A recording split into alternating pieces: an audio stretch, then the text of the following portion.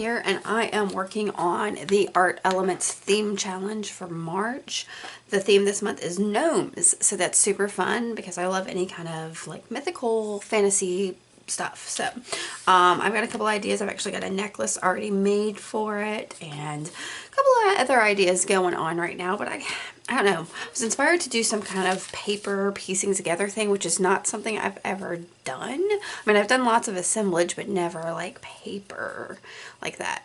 But I'm feeling it. So I've got my little gnomes I found at the dollar stores that I picked up a week or two ago. Here, sitting here inspiring me. And so what I've done so far is I kind of drew out what I want to do for this with different papers, but I still need a background, and I don't know that I want to do the background out of paper. I think that would make it a little too busy, so I'm going to start with just some acrylic paint. I've got I believe this is a 5x7 canvas board that I am just going to paint. So I've got these are both Americana, excuse the dog, both Americana. One is Spa Blue and the other one is Irish Moss. And so I'm probably just going to speed this up and let y'all see how this goes. So let me get started. So I decided that I'm going to start with the blue because I want the sky to take up the majority of the background of this. And I'm using a fairly big brush to cover as much of the area as quickly as possible. And I don't know why I didn't start by just putting that blue straight on the canvas. But you know, anyway, so I didn't even, did I change brushes? I did. I changed to a slightly smaller flat brush for the green, and I'm working as much as I can in an up and down motion as far as like how grass would grow. And I decided that green just didn't have enough depth for grass, so I'm adding a slightly darker green, and I'm not sure what shade that is. That's just kind of a dark green craft paint that I just put a little, I'm not even doing much to it. I'm kind of more dabbing the paintbrush there than anything else, just to kind of get a little depth for the grass there at the bottom. And I realized there was a bit of blue that didn't get covered on there, so I'm going back over it.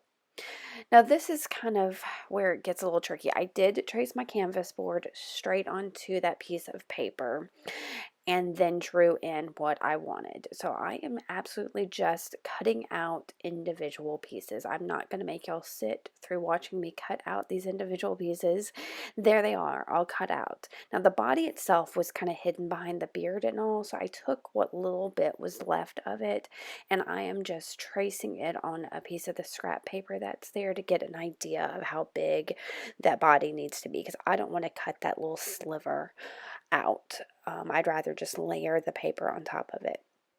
So then I have all these beautiful patterned papers that I picked out. I decided exactly what piece was going to go with each shape, and I am taking those ones I took from the copy paper, and I'm just going to trace all of those straight onto my patterned paper. Again, I'm not going to make you sit through watching me trace, and each and every one of these, I will tell you that some of them I traced it on the front because I knew that I could see the pencil, but some of them I traced on the back. And if they did have edges, like flat edges, I put it up against the flat edge against one of the edges of the patterned paper.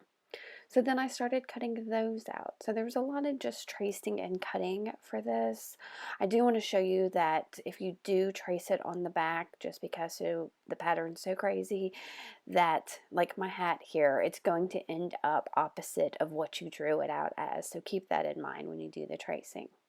Now I grabbed a jar of buttons and pulled out a few and selected one that I thought would work great as a nose.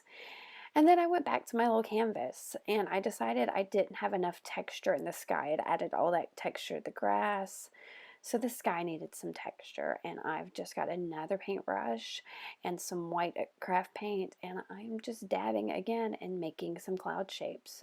This is not complex. I really am just dabbing that paintbrush to just, like I said, I wanted a little texture. There was so much texture at the bottom, and there's so much texture in the papers that it felt really stark to not have anything in the sky. And I got a little carried. I was trying not to get carried away with it and just make the whole sky white, but I did get a little carried away, but it's okay in the end. Now, once that was dry, I took my paper and I did erase any of the pencil lines that were showing with just a white eraser. And y'all, I'm just using a glue stick to glue this down. I went back and forth about whether I wanted to use some kind of medium or Mod Podge or something else, and decided that the easiest thing really to do was going to be a glue stick. And if it didn't stick, I could go back with some of those other methods. So, and I do have this sped up, but I am going to let you see me piecing everything together. I really tried to think about front to back, what pieces need to be layered on top of what. So like I did the mushroom stem first and then the mushroom top over that. And then I did my little gnome's body. I did space that out a little bit to kind of know so the hat didn't hit the mushroom or anything. Space that out, but I put the body down and then I stuck my paper that I have for his beard down and then his feet, and then finally I'm going to stick his little floral hat on there. Now y'all, this thing with my little flowers and all, everything about this feels like spring to me and I love it. And while I've done gnomes here, you could absolutely do any kind of fun little shape. You could do flowers, you could do birds in the sky, you could do boats on the water, and just cut out the individual pieces and make these. So once I was done with that, I wanted this to stand out a little bit, so I've got a Stabilo all pencil, and I'm just going around it with it, and then I'm using some clean water and a thin paintbrush just to make that pop.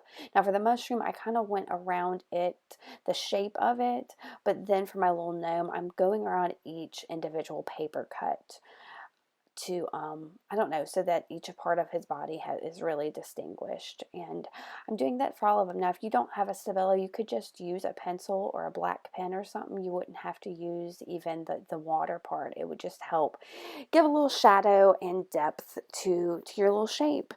So like I'm showing you here, I'm going around each individual paper cut here, and then again I'll take my paintbrush and water just to make that a little bit darker. That helps with the Stabilo.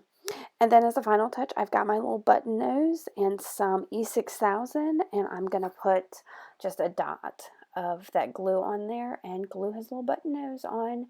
And that's it, guys. I hope you see this as quick and easy as I thought it was. If you have any questions, don't hesitate to let me know. Make sure to hit that subscribe button, give me a thumbs up, and come back and see what else I've got going on. All right, guys, thanks. Bye.